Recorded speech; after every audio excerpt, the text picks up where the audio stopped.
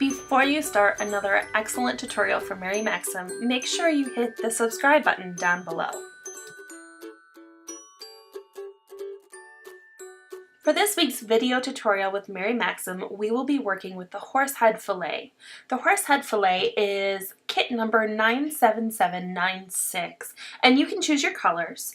This kit measures, the finished size of this afghan measures 42 by 54 inches. Fillet is where you use two different types of stitches to create a picture. In this case, we're using a double crochet and a chain space to create this horse head. So this pattern comes with a graph and everything you come to expect from a Mary Maxim pattern. This kit comes with 7 skeins of Mary Maxim Best Value yarn. Best Value is a premium acrylic yarn. It's very soft, very squishy. You can see there's a lot of free patterns online for this yarn if you buy it outside of the kit. This color is ginger, and we chose this color because it reminded us of a horse. And then each skein of Mary Maxim Best Value contains approximately 342 yards of yarn. So squishy. What I really like about this is it does well when you rip it. So if you have to go back a couple of rows and start over, the yarn really holds up. So that's nice. So a couple of things you're going to need outside of purchasing the kit.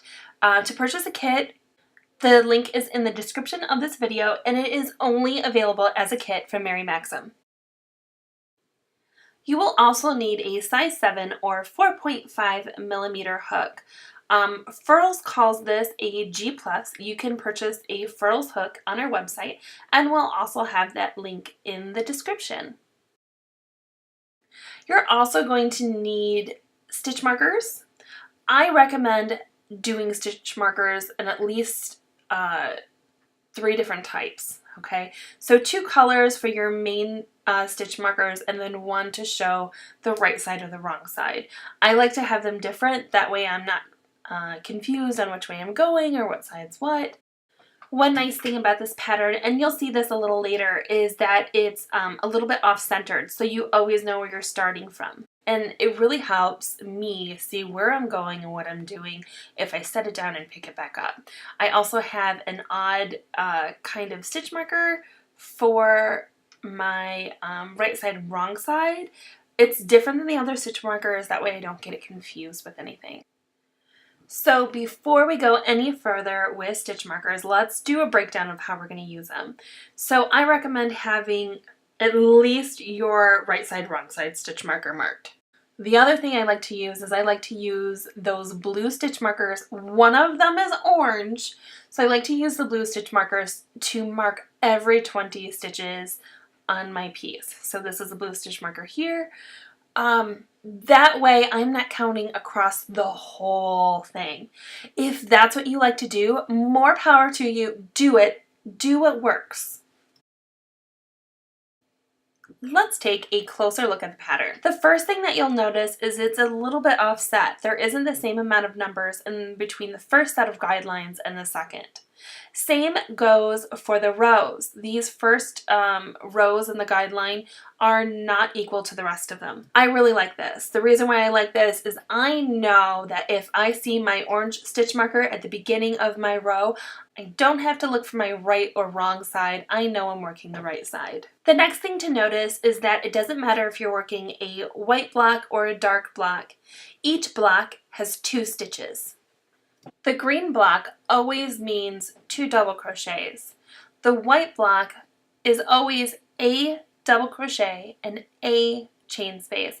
It depends on if you're working the right side or the wrong side on which one comes first. So make sure you pay close attention to the directions to make sure that you're working your white block the right way. The reason for this placement is that your chain spaces should create a mesh. So take a look at this here. If you notice, all the chain spaces are lined up. All the double crochets are lined up. So they create this really nice pattern here. I already have one skein of best value in, and I'm halfway through my second skein, so that's why you see this tail here. We're going to rewind and pick this up again. The other thing I want you to notice is right here. Here is where we're working dark blocks in a row after we've worked the white blocks. You're working the double crochet either into the chain space or into the chain. It's totally your preference. I cannot stress enough the importance of counting your stitches and counting them accurately, especially in the horsehead fillet. There's not a lot of wiggle room, so if you have a stitch that's off by 1 or 2 blocks, you're going to want to rip it out and start all over again.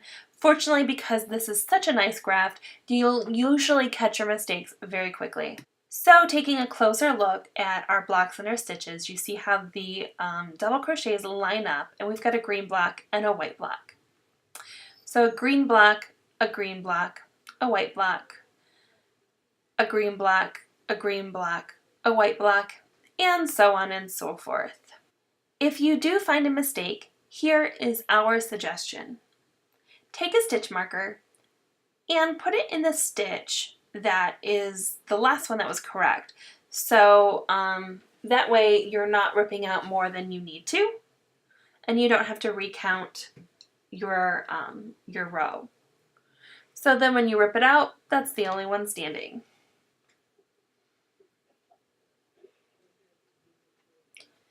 Thank you for joining us for the horsehead fillet. Make sure that you follow us on all of our social media profiles, and happy crafting!